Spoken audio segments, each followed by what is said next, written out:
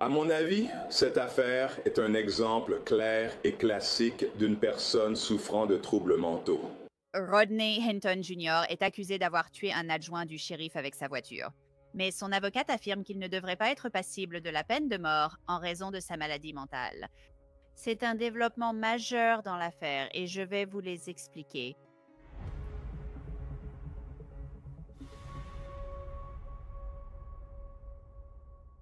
Bienvenue sur Law and Crime, je suis Angenette Lévy. Les procureurs de l'Ohio poursuivent la peine de mort contre Rodney Hinton Jr. pour ce qu'ils ont qualifié de meurtre prémédité d'un adjoint du shérif. Mais une loi d'État relativement récente pourrait compliquer ces plans.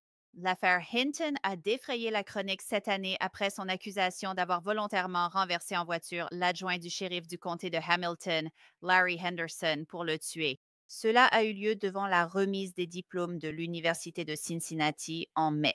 Henderson, en dehors de ses heures de service, dirigeait la circulation sur une zone en béton près d'un passage piéton quand, selon le procureur, Hinton a foncé sur lui. Donc, voici une vue de la rue,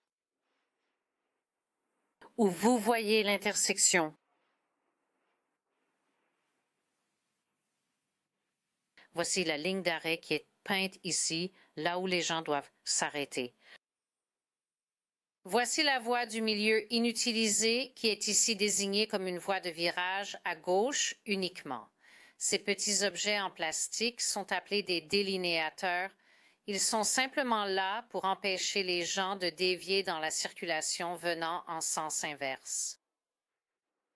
Ici, ce lampadaire, c'est là que l'adjointe Henderson se tenait. Beaucoup de personnes chargées de la circulation disent que c'est un endroit idéal pour se tenir parce qu'il y a un arbre pour l'ombre. Il attend là, il n'y a pas d'endroit pour tourner, il n'y a pas de feu à cet endroit, il est juste dans cette voie inutilisée. Parce qu'il était un peu en hauteur, il était à une élévation plus élevée, et il pouvait regarder en bas pour voir ce qui se passait devant lui. Et il pouvait voir l'adjoint Henderson gérer ce feu de circulation. À 13h05, Hinton appuie à fond sur l'accélérateur, traverse les voies de circulation opposées et fonce directement sur l'adjoint Henderson, le percutant. Il ne dévie jamais de sa trajectoire, il ne ralentit jamais. Pendant qu'il était arrêté sur cette voie centrale inutilisée, il y avait de la circulation qui arrivait. Il n'a pas bougé avant que la circulation en sens inverse ne se soit dégagée et qu'il ait une route libre devant lui. Ce qui rend cette affaire un peu différente et étrange, c'est le fait que le fils de Rodney Hinton Jr., Ryan Hinton, avait été abattu et tué la veille par un policier de Cincinnati, une autre agence que le député Henderson.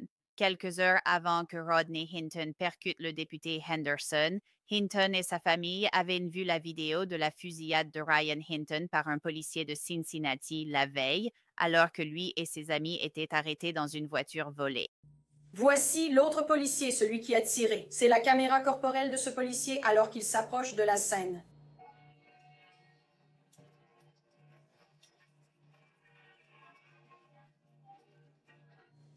Voici l'arme à feu retrouvée sur place après que l'individu a été abattu. C'est ce qu'il avait dans la main pendant que les policiers le poursuivaient. C'est juste une photo de l'arme ici, au service de criminalistique. Tu te souviens, je t'ai dit qu'il était tombé sur le béton et que les policiers ont dit qu'ils avaient entendu le métal toucher le sol? Il y a 3 endroits ici où cette arme a des éraflures. Nous pensons que ces marques sont dues à sa chute au sol avec l'arme. Après avoir vu cette vidéo, Rodney Hinton et sa famille étaient bouleversés. Rodney Hinton a quitté le commissariat et rentré faire une sieste, puis est allé avec sa famille récupérer sa voiture. C'est après cela qu'il est accusé d'avoir intentionnellement percuté l'adjoint Henderson. Après avoir été soigné, Hinton a été emmené au commissariat.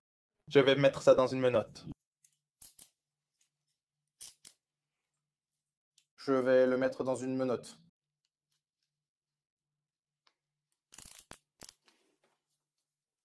Je vais les verrouiller 2 fois, d'accord?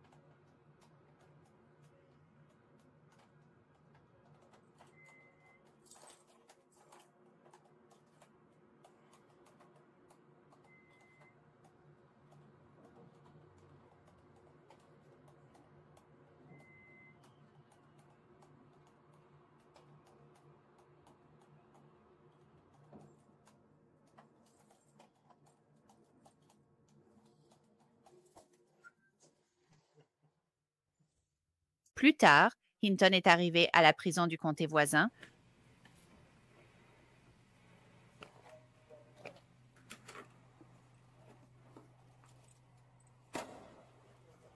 Très bien. Tu veux balancer tes jambes dehors, un peu à l'opposé de ce qu'on a fait en entrant?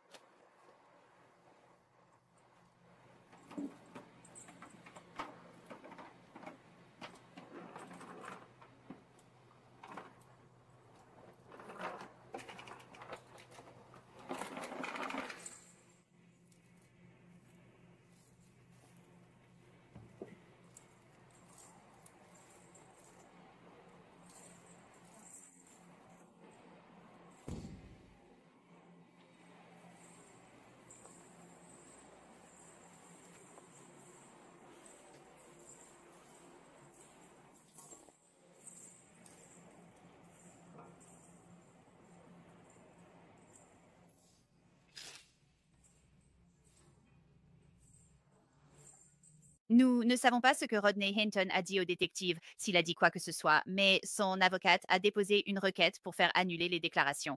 Tu veux te tenir là-haut? Je veux te poser quelques questions.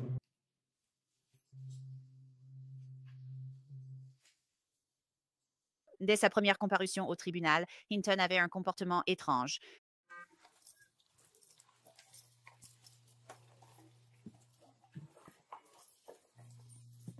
Rodney Hinton Jr., inculpé pour meurtre aggravé, a plaidé non coupable.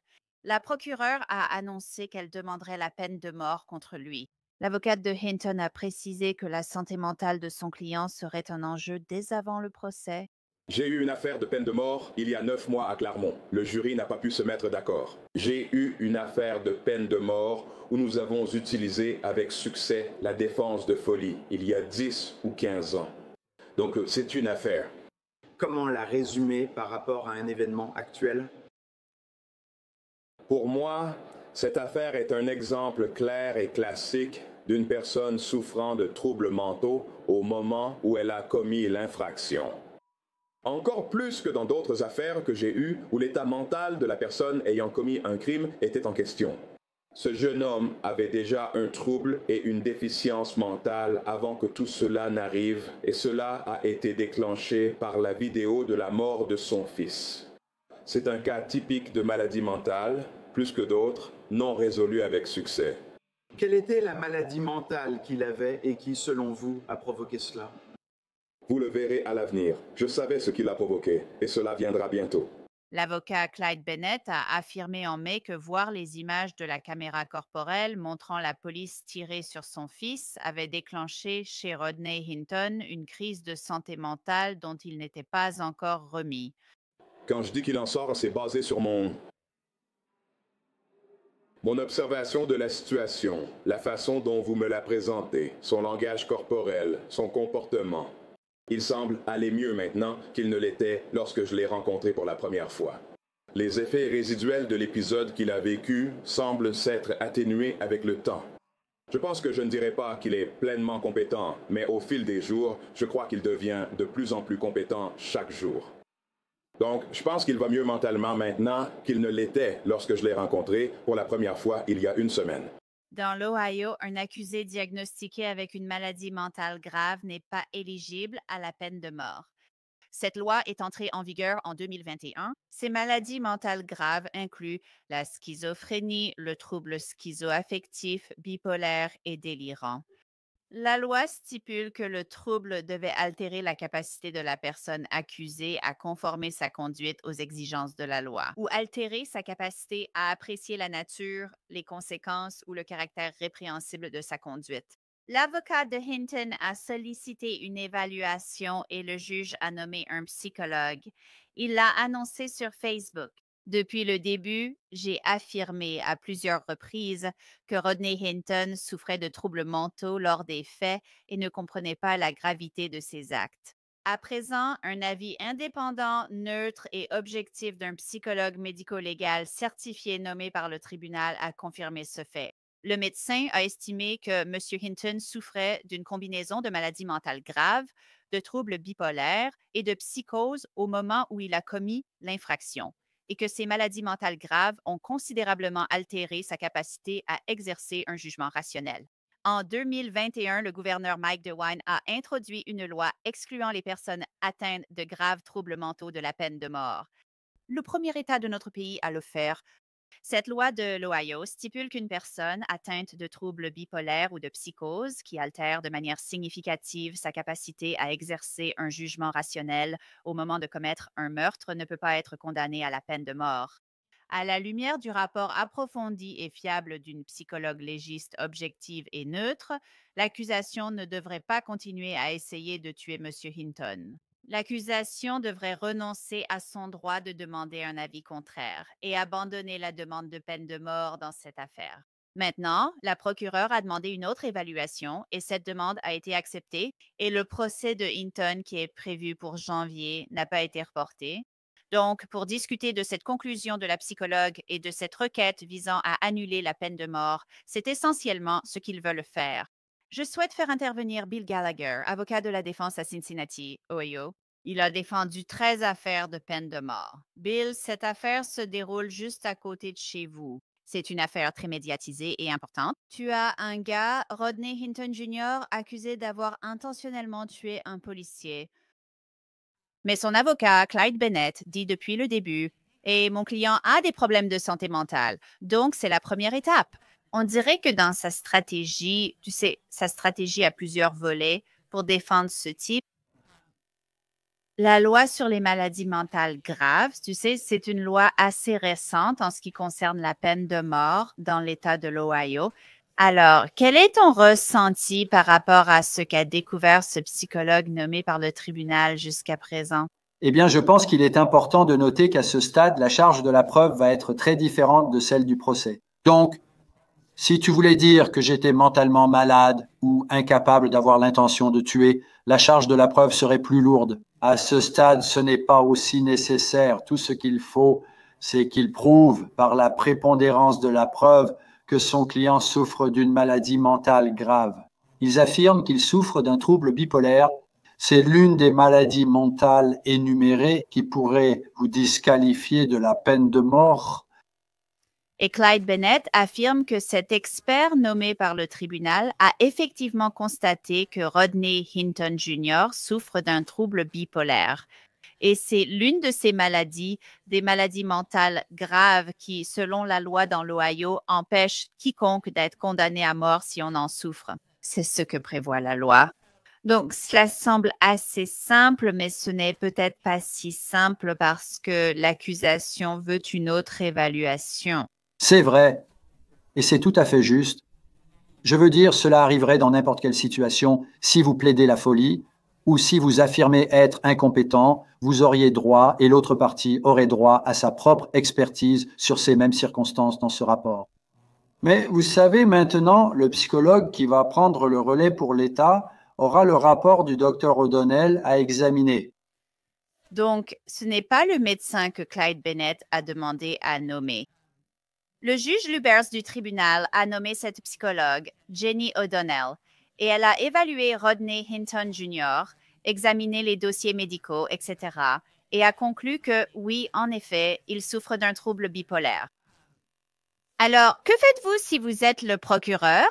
Et disons que cette experte, je sais que je vous demande de spéculer un peu, ils reviennent, le deuxième expert, et ils disent, oui, il en a un. Il souffre bien d'un trouble bipolaire. Voulez-vous simplement aller au tribunal et renoncer à la peine de mort ou que faites-vous? D'accord.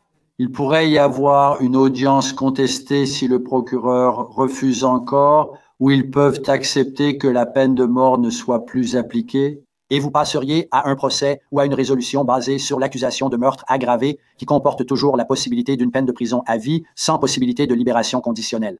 Donc, je me demande aussi, vous savez, Clyde Bennett semble vouloir, du moins d'après les déclarations qu'il a faites, lorsque Rodney Hinton Jr. a été, vous savez, poursuivi, inculpé pour ce crime. Il a laissé entendre qu'il pensait qu'il n'y avait peut-être pas que la question de la maladie mentale grave en jeu ici, mais potentiellement un verdict de non-culpabilité pour cause de maladie ou de trouble mental, non-culpabilité pour cause d'aliénation mentale. Donc, Est-ce que c'est une possibilité de dire, d'accord, oui, quelqu'un, on retire la peine de mort comme sanction possible à cause de ce trouble bipolaire. Et ensuite, vous plaidez aussi la folie? Vous pouvez essayer de plaider la folie. Il n'y a aucun doute là-dessus. Vous n'êtes pas coupable pour cause de folie. Cela vous expose quand même à de graves conséquences.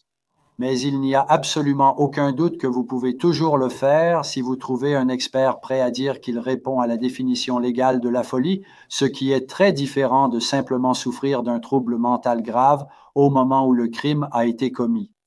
Disons que vous êtes déclaré non coupable pour cause de folie. Quelles en sont les conséquences? Êtes-vous interné dans un établissement psychiatrique? Vous pouvez quand même passer le reste de votre vie naturelle enfermé. Vous pouvez toujours purger votre peine, mais vous le feriez dans un établissement psychiatrique d'État au lieu du système pénitentiaire classique. Vous savez, il y a aussi d'autres problèmes en jeu ici. Je veux dire, il demande à supprimer toute déclaration que ce type aurait faite, ce Rodney Hinton Jr., s'il en a fait, en disant qu'elles auraient été involontaires. Disons qu'il était bipolaire et qu'il ne prenait plus ses médicaments, et vous savez, il a dit certaines choses aux policiers. Est-ce que cela rend ces déclarations involontaires? Pas forcément. Beaucoup de personnes avec des troubles mentaux gardent la plupart de leurs facultés. Et la question sera, avez-vous compris vos droits, Miranda? Avez-vous consciemment et volontairement renoncé en répondant aux questions de l'agent de police? Ce qui pourrait être remis en question, c'est s'il y a une allégation selon laquelle, en raison de son état de santé mentale, la police en aurait peut-être profité. Je ne dis pas que cela s'est produit, mais cela pourrait être un argument pour dire qu'il était beaucoup plus vulnérable à la suggestion ou beaucoup plus vulnérable à certains niveaux de persuasion que le service de police n'utiliserait peut-être pas sur un adulte normal. Cela relèverait probablement d'un autre expert plutôt que de simplement l'argumenter en tant qu'avocat. Thelma, qu'est-ce que vous pensez de tout cet argument selon lequel il aurait regardé cette vidéo, il serait rentré chez lui, il aurait fait une sieste, puis il était censé retrouver sa famille quelque part, et ensuite il se rend dans la zone de l'université et il fonce simplement sur ce député Henderson? Mon Dieu, c'est juste horrible ce qui s'est passé. Que pensez-vous de cet argument selon lequel il aurait vu ces images? Il était bouleversé, je ne sais pas. Est-ce que ça atténue quoi que ce soit? Je suppose que ça dépend en quelque sorte de si, vous savez, chacun vit un traumatisme différemment. Et ce qui pourrait vraiment vous déranger pourrait déranger quelqu'un d'autre d'une manière très différente. Je ne sais pas, voir votre fils tué ou assassiné, ou peu importe comment vous l'avez perçu à ce moment-là. Je ne sais pas quel genre de traumatisme cela aurait pu lui causer, et je pense que je laisserai les professionnels de la santé mentale dire si quelque chose d'autre l'a déclenché ou non. Je suppose qu'on pourrait un peu l'assimiler à une sorte de trouble de stress post-traumatique, non? Un traumatisme antérieur peut déclencher quelque chose dans votre cerveau, comme voir son fils se faire tuer, et peu importe qu'il ait fait une sieste ou qu'il soit allé ailleurs. S'il y avait un déclencheur de ce traumatisme qui l'a amené à ce moment-là à agir différemment de ce qu'il aurait fait normalement. Eh bien, ce sera intéressant de voir comment tout cela va se dérouler. Je veux dire, cela a repoussé le procès. Les procès où la peine de mort est en jeu peuvent mettre longtemps à arriver au tribunal. Donc, on verra ce sera intéressant de voir ce que ce deuxième expert va rapporter. Et s'ils se rendent à cette audience? Absolument, il faudra juste attendre. Bill Gallagher, merci. Quand vous voulez. Dans une autre évolution de cette affaire, au cours de l'été, la veuve de Larry Henderson a intenté un procès pour arrêter les collectes de fonds en ligne visant à récolter de l'argent pour la défense de Rodney Hinton Jr. Elle réclame plus de 25 000 $. C'était Law and Crime avec Angenette Lévy. Merci de votre écoute. Je reviendrai ici la prochaine fois.